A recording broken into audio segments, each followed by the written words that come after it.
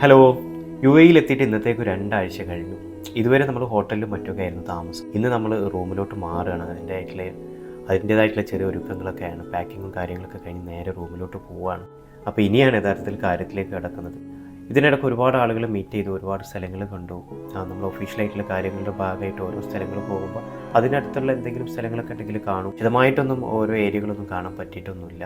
Sheikh Zayed റോഡും അതേപോലെ തന്നെ ബുർജ് ഖലീഫയും ഗോൾഡ് സൂക്കും പാം ജുമൈറയും ദേരയിലെ സ്ട്രീറ്റുകളും അതേപോലെ തന്നെ ഇവിടുത്തെ മെട്രോ സർവീസും ബസ് സർവീസും ഒക്കെ പരമാവധി ആസ്വദിക്കാനും അതൊക്കെ ഉണ്ടായതുകൊണ്ട് തന്നെ കാര്യങ്ങളൊക്കെ വളരെ എളുപ്പമായിരുന്നു.